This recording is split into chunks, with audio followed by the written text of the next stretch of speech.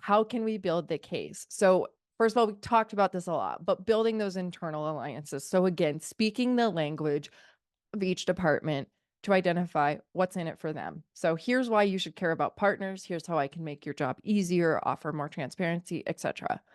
This one's really overlooked. So look internally for high performers. So instead of enabling your entire sales team, pick a few that are bought in, that have seen success, and put them on a pedestal, make them a champion, which they're going to sell more deals. They're probably going to be for higher ARR, ACV, and they're probably going to sell faster.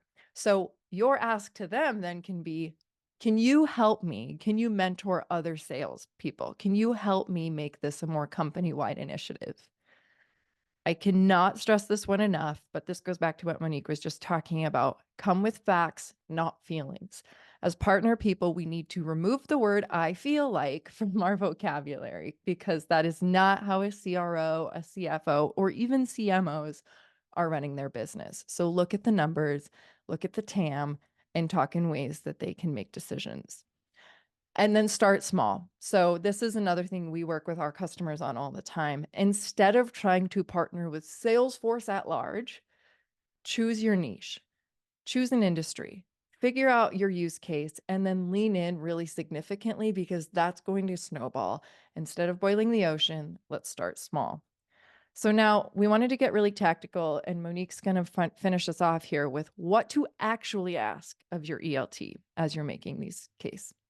Thank you, Sam. So, not going to speak in detail to all of these in the interest of time, but, I guess headcount is obvious, right? You are a team of one. Sometimes I've had that happen with many partners and you can't do everything. So wouldn't it be great if you had help, right? And that can come in the form of an actual partner, associate, or it can be simply, converting that as a percentage of time within the other BUs, headcount in terms of a channel sales manager or channel marketing manager.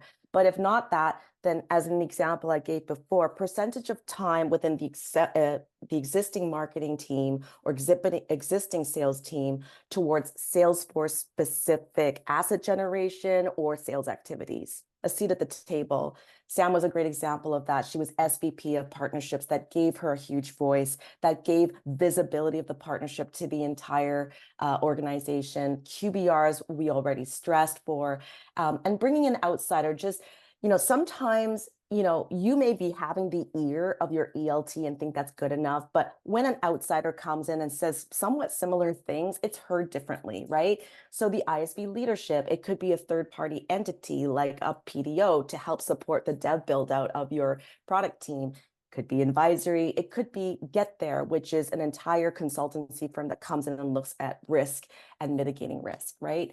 And then lastly, budget. We already spoke to that. So those are specific asks. Make them in your next QBR.